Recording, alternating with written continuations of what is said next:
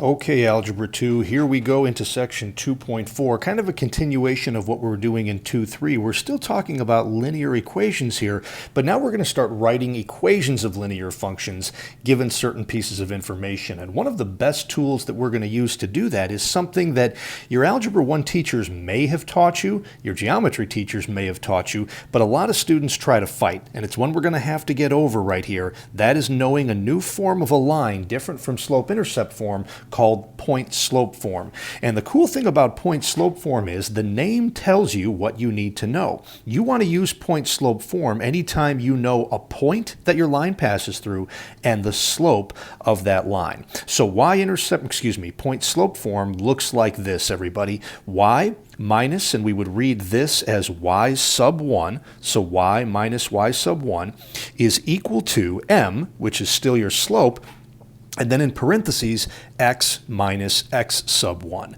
So again, here's the explanation of what everything in that formula means. M, once again, is our slope. We haven't changed that so far.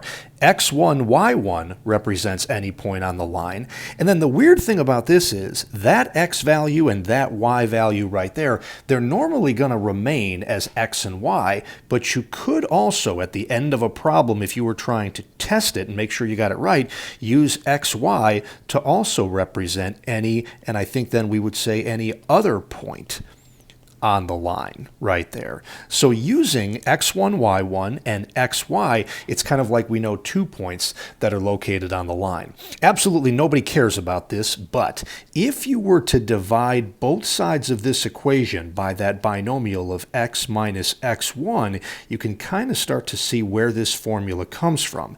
That x minus x1 cancels out with that x minus x1, and we end up with, let me switch sides on you here, the m is left over on the right, though I'm going to put that on the left now, and the left side, which I'm now going to put on the right, is y minus y sub 1 over x minus x sub 1.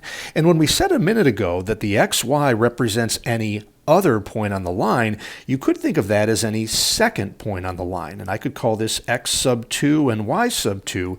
And if I made those same changes up here, now all of a sudden we look and see something that hopefully looks familiar to you guys. That's the formula for finding the slope between 2 points, y2 minus y1 over x2 minus x1. So that is an explanation of where point-slope form comes from. Let me get rid of some of that junk there. All right, and that's a form that we're going to use in certain cases. So let's take a look at what we're going to be asked to do for the most part for problems in this section. Most of section 2.4 is asking you to write an equation of a line eventually in slope-intercept form. And as we learned in 2.3, slope-intercept form means that we eventually want to get to y equals mx plus b. To do that, to get slope and intercept form, we're going to need to know the slope of our line, m, and the y-intercept of our line, b. So let's take a look at the different types of problems they might give us. This first example I'm giving you right here, Merry Christmas, everybody. This is as easy a problem as you're going to see the entire year. I'm giving you the slope of that line, which is -3, and the y-intercept of that line, which is 9. The directions are asking us to come up with an equation in slope-intercept form. And I really want you guys to start paying attention to the words.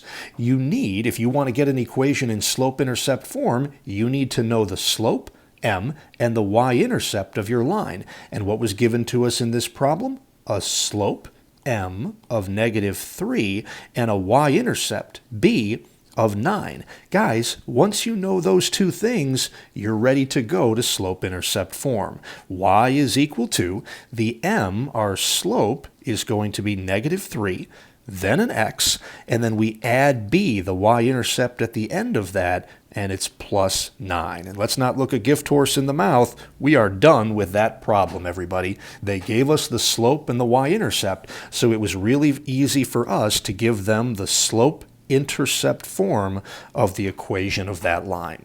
You're not going to see many that are that straightforward. Most of them are going to make you do a little bit of digging here. So let's take a look at a problem like this. And this example that I'm calling B1 is much more typical of the types of problems you're going to see in this section. You were given a slope, and then you were given not the y-intercept, but a random point that this line passes through.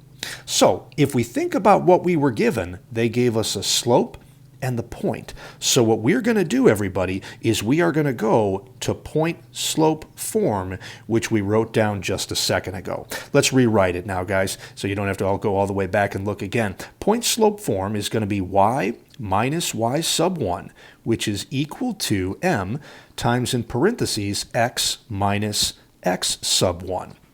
Now, there's 5 variables, really, in this formula.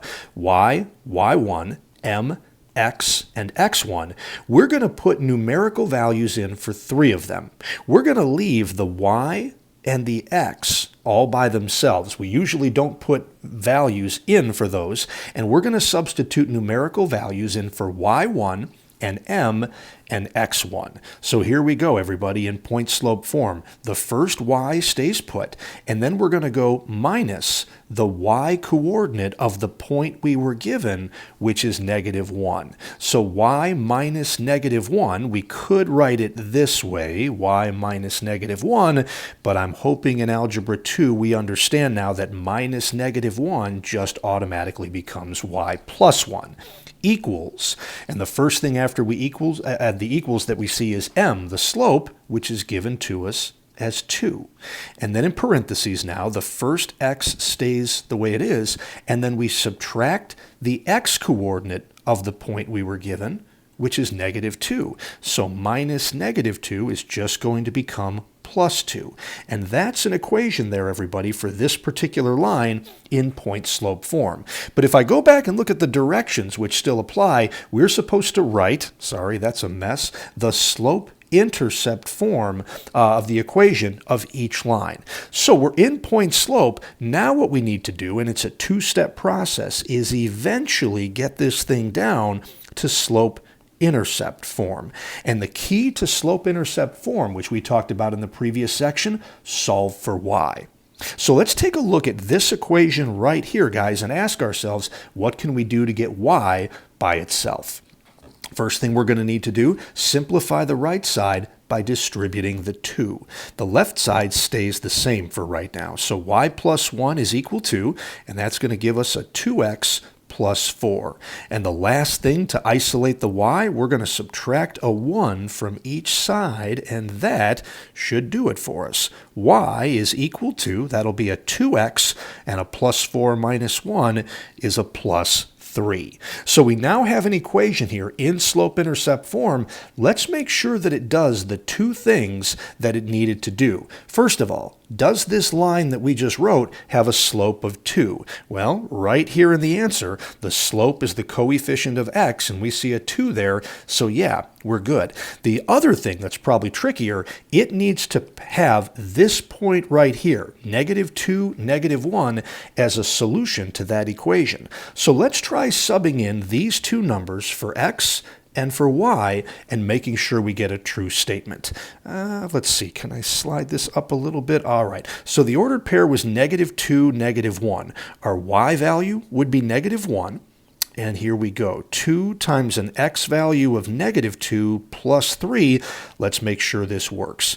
-1 equals 2 times -2 is going to give us -4, and when we add 3 to -4, we get -1. Sure enough, -1 equals -1. That's a true statement, so I feel pretty confident then that this was the correct answer. This is the equation of the one and only line that exists out there with a slope of 2, and that also passes through the point -2, -1. So we went to point-slope form first, and then we worked on solving for y, and eventually got our answer in slope-intercept form. If I was live in class with you guys right now, I'd put this problem up on the board and have you guys try this on your own. I'm calling it example B2 because it's actually really similar to problem B1. In both cases, I gave you the slope and I gave you a point, and so I'd ask you guys to try this one on your own. So maybe you ought to pause the video right now, give B2 a shot on your own, and see if you can get the right answer. Then I'll come back and let you know how you did. Okay, hopefully you did that. So we're going to begin, everybody, by going into, nope, I did it wrong again, sorry, by going into point-slope form. It's not where we want to end up, but it's kind of a means to an end. We use point-slope form when we know a point and we know the slope of your line. So it is going to be y minus y sub 1, the y coordinate of that point. And since it's minus -7, that'll become a plus 7. Equals, and the next thing we see after the equal sign is the slope, which in this case is a fraction of -2/5, and then in parentheses, x minus the x coordinate of your point, which is 10. Now's probably a good time for me to point out something right here, and you might have seen this already. When our x coordinate is positive 10, it actually looks like a minus 10 in the point-slope form equation. Our y-coordinate was negative, but it actually looks like a plus, a positive 7 here in the equation. So that's a cool thing, maybe not a cool thing, but something interesting to be aware of that happens in point-slope form. Numbers always appear to have the opposite signs in the equation from what they had in the original problem given to us. So that's point-slope form, and now again, it's a two-step process, and we're eventually going to get this into slope-intercept form by just solving for y. First thing we're going to do, distribute that -2/5. So this part starts off easy. Y plus 7 is equal to -2/5 times x is just -2/5 x. And I know what we're going to do right here is going to seem scary to a lot of you guys, but I'm hoping to show you guys some tricks. You can realize you can do this without a calculator. -2/5 times -10. Well, first of all, negative times negative is going to give us a positive. And to multiply a fraction like 2/5 times a whole number like 10, I'm going to start with the 10, divide it by this bottom number right here. 10 divided by 5 is 2, and then multiply it by the numerator. 10 divided by 5 is 2, times 2 is going to be 4. You're welcome to use your calculator there, guys, if you need it, but that's how you can get by without it. Last thing to do to get y by itself, we're going to subtract 7 from both sides, and that should do it for us. Y is equal to a -2/5 x, and then plus 4 minus 7 is going to be a -3, and there's our answer in slope-intercept form. That's the equation of the only line out there with a slope of -2/5 that also passes through the point 10, -7. Hopefully you did well on that one. Okay, so that was example B1 and B2 where you were given a slope and a point. Let's take a look now at example C1. Things are changing a little bit, and what you're probably noticing right away here, what makes this problem different and more difficult than the two that we just did, in the last two problems you were given the slope. Here, you're not. So if you think about it that way, you might be able to answer your own question now. What can I do to this problem to make it easier than the ones we just did? We're going to begin by finding the slope. And the formula for slope is y2 minus y1 all over x2 minus x1. So let's keep going, guys. Looking at the two ordered pairs, my first x coordinate, 3, is x1, and my first y coordinate, -5, is y1. -1 is our second x coordinate, that's x2, and that -13, our second y, is y2. So as I try to fill in this formula, here we go. Y sub 2 is -13. Minus y sub 1, which is -5. Minus -5 becomes plus 5. Down in the denominator, x sub 2 is -1 minus x sub 1, which is 3. And let's see what that does for us. Maybe Mr. Fontana made us a nice problem that works out well. I don't know. -13 plus 5 on the top is going to be -8. And down on the bottom, -1 minus 3 is -4. And sure enough, that divides out nice and easy. Our slope here is 2. So now at this point, you guys, we know the slope of 2, and we actually have more information than we need. We only need 1 point right now. We actually have 2. So pick one. I'm going to go with the first point here. So I'm going to circle that, and I'm going to cross this one out so I don't get confused. Now this becomes a problem just like the last two. We're going to go to point-slope form first. Here we go. Y minus the y-coordinate of that point. Minus -5 is going to be +5. That equals our slope, which we had to work for now to find. That's 2. And then in parentheses, x minus the x-coordinate of that point, which is 3. So there's our point-slope form equation. And now, in 2 steps, we're going to be done here. We're going to distribute the 2 and get y plus 5 is equal to 2x minus 6. And the last thing to get y by itself, minus a 5 from each side. Those will cancel. And we're going to get y is equal to 2x minus 11. Now, I'm pretty confident in that answer, but if I wanted to make sure that I got it right, I could check it with these ordered pairs right here. Let's see, and the one I just circled, y is -5. So there you go, -5 is equal to, our slope is 2, our x-coordinate there is 3, and then plus your y-intercept, there would be a minus 11 at the end of that. So -5 would equal, 2 times 3 is 6 minus 11, and yep, 6 minus 11 is -5, so that one checks out. Furthermore, you guys, we could go back to the point that I ignored there for a while. That one would need to work as well. So I'm going to put those numbers now into this equation. I'll do that over here on the right. Our y-coordinate, before I crossed it out, was -13. That should equal 2, which is our slope, times our x-coordinate of -1, and then minus 11 at the end of all that. Let's see if that works out. -13 is equal to 2 times -1 is -2 minus 11. -13 equals, yeah, -2 minus 11 is -13. So check, that one works out as well. So now I feel really confident about this answer right here. Next example I have for you, again, if I was live in class, I'd ask you guys to try this problem on your own. So why don't you pause this one, give this a go, trying to follow what you did in the last problem, and then we'll see how you did. Okay, let's see how that went for us. First thing we got to do, find our slope. Y sub 2, our second y-coordinate is 9, minus y sub 1, your first coordinate, which is -1, that becomes a 9 plus 1.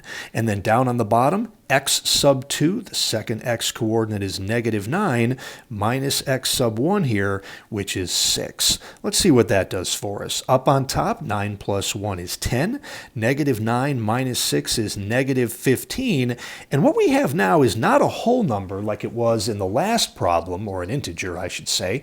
What we have here is a fraction, and we can simplify this by dividing out its greatest common factor. I think everybody can see that that's 5. 10 divided by 5 is 2. 15 divided by 5 is 3. And you'll notice I had the negative on the bottom of that fraction. You can put that negative anywhere you want, top or bottom or out in front. I always think it's a good idea to put the negative in the numerator, everybody, but it would be correct if you left it on the bottom. Okay, there's our slope, guys. So now, let me switch back to purple right here, and we are going to go once more to point-slope form. And again, use either one of the points that you want. It doesn't matter. They'll both work. I'm going to stick with this one just because the numbers look a little smaller. Y minus my y-coordinate, that's minus -1, so that becomes a y plus 1, equals our slope, which is -2/3, times, in parentheses, x minus the x-coordinate, which is 6. All right, let's distribute that slope to get rid of the parentheses on the right, and let's see where that gets us. Y plus 1 is equal to a -2/3 x, and boy, this seems similar to what we did a while ago. Negative times negative is positive. I would take the 6, divide it by the 3, and then multiply it by the 2. 6 divided by 3 is 2, times 2 is 4.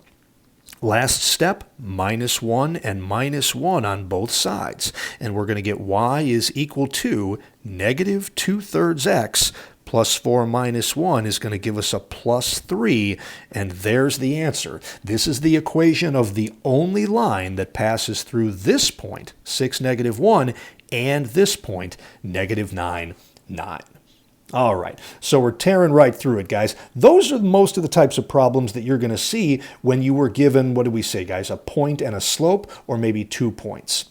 What's coming next is a little explanation that, oops, I got ahead of myself, and in our notes, the video I posted for 2.3, I went ahead and gave you this information already on standard form. So this is a little repetitive. You might not need to write this down a second time, but just in case you missed it, here's the equation for standard form of a linear equation and the 3 rules for it. AX plus BY equals C, and here are the 3 rules here. Number 1, A, B, and C all have to be integers, meaning no fractions or decimals. Rule number 2, A, the leading coefficient in front of the whole thing, has to be positive. And the third rule here is that weird phrase, relatively prime. There can't be any common factors of A, B, and C. So an example of an equation in standard form might look something like, I don't know, 5x minus 7y is equal to, if I was smart, I would make it a nice number like 35. A is 5, B is negative 7, C is 35. They're all integers, 5, 7, negative 7, and 35.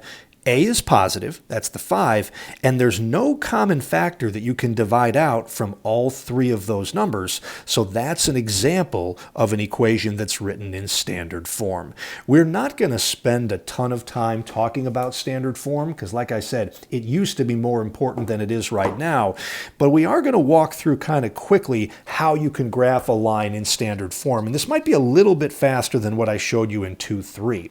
One of them, or one of these methods, is to just graph the line by using the 2 intercepts. So what we're going to do first, calling this step 1, find the line's x-intercept by setting y equal to 0. If you think about what that means, guys, if we had a graph that looked like this, anywhere that a line crosses the x-axis, which would be this point right here, we don't know what the x-coordinate at that point is, but the y-coordinate has to be 0 for that point to be on the x-axis. So if I were to take this equation right here and set y equal to 0, we're going to get 4x minus 3 times 0, that equals negative 12. We're now down to a 1-variable equation, which we should be able to solve. 4x and then minus, well, 3 times 0 is just 0. So we can ignore that completely and just say 4x is negative 12 and divide out the 4, x is equal to negative 3. And that, everybody, is your x-intercept. So one more time, you find your x-intercept by setting y equal to 0 and solving for x. Now we're going to do something really similar. In step 2, we're now going to find the y-intercept by setting x equal to 0. At a y-intercept, maybe like this point right up here, we don't know yet what the y-coordinate there is, but we do know that the x-coordinate would have to be 0. So back to the original equation now, let's let x become 0. 4 times 0 minus 3y is equal to negative 12. The 4 times 0 is 0. You can just ignore it, and you end up with negative 3y equals negative 12. Divide out that negative 3, and we get y equals 4. And that right there, everybody, is our y-intercept. And here's the point they want us to make sure that we understand here when we're doing this problem. There is only one line that has these 2 intercepts, everybody. So if we were to draw a real quick xy axis, we know that our x-intercept is negative 3. So I would put a dot on the x-axis 3 units to the left of the origin. Our y-intercept is positive 4. So I'd go up 4 units from the origin and put a dot right there. And as I'm hoping you guys remember from geometry, 2 points determine a unique line. So there is one and only one line that passes through those 2 points.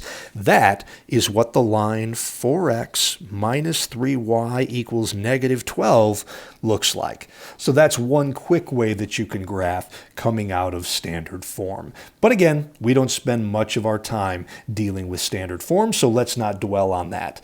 Little bit of housekeeping here at the end of this section here, guys, and I just want to make sure we get some vocab and some key concepts down. So let's start talking about parallel and perpendicular lines. I know you guys saw this last year in chapter 3 of geometry, but that was a really long time ago. So let's hit a few ideas right here. First thing I got for you, when we're talking about parallel lines, I'm hoping everybody remembers that's 2 lines that go in the exact same direction. And if they're in the same plane right there, that means that they never intersect. So that's what parallel lines look like. And I'm hoping you guys remember parallel lines have slopes they're going to be equal to each other, guys. If 2 lines have the same slope, that means that they are parallel to each other. The second thing, you might have remembered the parallel lines. The perpendicular is a little bit tougher. First of all, if you remember perpendicular lines, those are going to be 2 lines that intersect each other, but specifically at a 90-degree angle. So perpendicular lines might look something like this, and if you remember your geometry, they're not really perpendicular until we put that corner mark in there, and that means that we've got a 90-degree angle formed between those. When 2 lines are perpendicular, that means that their slopes are going to be, and here's a fun phrase for you right here, opposite reciprocals. Make sure I spell that right. Opposite reciprocals of one another. So what does that mean, everybody? For example, if the slope of one line is, let me just make up a fraction right here, like 2 over 3, that would mean then that the slope of a line perpendicular to that little upside down capital T means perpendicular, would have to be the opposite reciprocal of 2/3. Reciprocal means you flip the fraction. So 2/3 now becomes 3 over 2. And the opposite part means that you change the sign. I give you a slope of positive 2/3. The perpendicular slope would have to be negative 3 over 2. So that's just one example of 2 numbers that are opposite reciprocals of one another. We'll play with that idea a little bit more. Okay, the third thing I want to make sure everybody has down.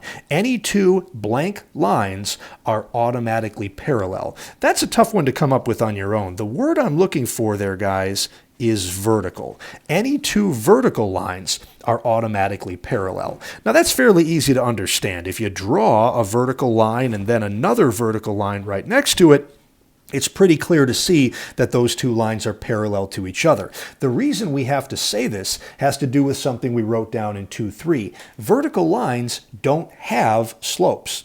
Their slopes are undefined, and you can't say that 2 things that don't exist are equal to each other.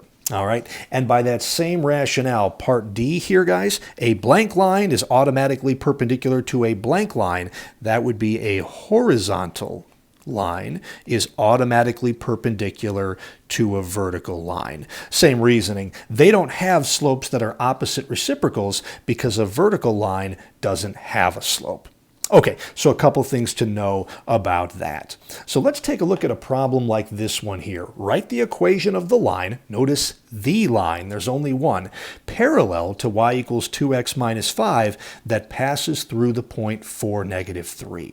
Okay, the big key right here is the word parallel. And as we wrote down on the last slide right here, parallel lines have slopes that are equal. So if we were to take a look at the line y is equal to 2x minus 5, we were given a little gift here. That equation is already in slope-intercept form. So you guys ought to be able to look at that and lickety-split tell me that the slope of that line is 2, the coefficient of x.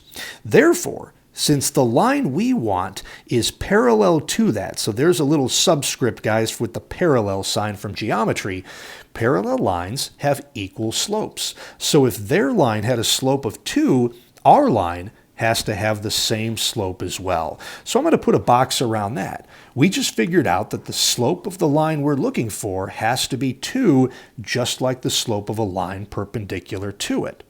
And now if you ask yourself what you know, we know the slope of our line is 2, and we know that our line passes through the point 4, negative 3.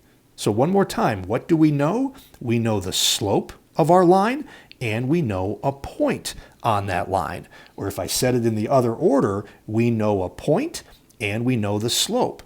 What form do we go to when we know a point and the slope?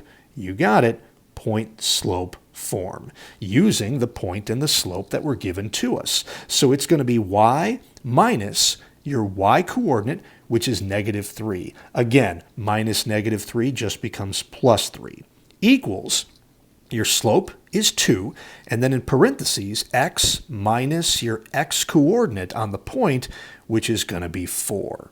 My directions for this problem were not as specific as they should have been. I should have specified we want this equation written in slope-intercept form, so that's a two-step process once again to end up in SIF. We're going to distribute the 2 for starters and get y plus 3 is equal to a 2x minus 8. And then we're going to subtract a 3 from both sides, and we're going to end up with, hopefully the right answer, y is equal to 2x, and then minus 8 minus 3 is 2x minus 11. Now I said hopefully the right answer. Are we correct on this? Well, let's find out. Let's take that point and plug it into this equation and make sure that it works. Our y value at this point is negative 3 equals 2 times an x value of 4 and then minus 11. So negative 3 is equal to 2 times 4 is 8 minus 11. Negative 3 equals, yep, 8 minus 11 is negative 3. That one works out. So we got that answer right. All right, good deal, good deal. Okay, this one's going to be a little bit tougher for 2 reasons, but I think this is going to be the last problem we do together here, guys. Write the equation of a line, not parallel, but perpendicular to this equation right over here, and that passes through the point 210. 2 things make this problem tougher. Number 1, perpendicular is a little bit harder than parallel, so we got to work on that. And number 2, the equation that was given to you is not in slope-intercept form. This one was given to you in standard form. And I haven't taught you guys a way to read slope out of standard form, so we're going to do a little work on this. We're going to solve this equation for y to get it in slope-intercept form. I'm going to subtract an x from both sides and get 5y is equal to negative x minus 15. And then I'm going to divide each of the 3 terms here by 5 to get y by itself. Y is equal to, now this gets a little hairy here, negative x divided by 5. The best way to write that is to remember that there's a 1 right there and make that negative 1/5 and then put an x after that. And at the very end now, negative 15 divided by 5 is minus 3. So there's the original equation now in slope-intercept form. So you guys ought to be able to tell me now that the slope of that line, the coefficient of x, is negative 1/5. Now, we want the slope of a line that is perpendicular to that. And we said that lines that are perpendicular have slopes that are opposite reciprocals. We're going to take 1/5 and flip it to get 5 over 1. Except, wait a minute, guys, this isn't Algebra 1. We don't need to put the 1 down on the bottom here. 5 over 1 is just 5. And we have to remember to change the sign. The original line had a slope that was negative, so our slope is going to be positive. Okay, so good deal, guys. We now know the slope of our line, and we know a point that it passes through. So we are going to go to point-slope form now, and then eventually to slope-intercept. Y minus the y coordinate of your point, which is 10, is equal to our slope, which is 5, and then in parentheses, x minus the x coordinate of that point, which is 2. So there's our equation in point-slope form. Let me shrink that down a little. All right, and let's distribute that 5, and in 2 steps, we're going to have the answer here in slope-intercept form. Here goes. Y minus 10 is equal to, distributing the 5, we're going to get a 5x minus 10. And then we're going to add a 10 here and add a 10 here. Something interesting happens now. And we end up with y equals, we have a, oop, that was weird. We end up with y equals 5x, and those 10s cancel each other out, and I think we're done. Our y-intercept is 0, but let's make sure that this point works when we plug it in here. Our y value is 10, and that should equal 5 times our x value, which is 2. And again, there is no b value that we're adding at the end. Does it work? Yeah. 10 equals 5 times 2 is 10, so check. We got that one to work, and there's our answer. Okay, guys, I'm going to skip that last slide with you right here. That is a wrap on section 2.4, so let's give that homework a try and see how you do. Good luck.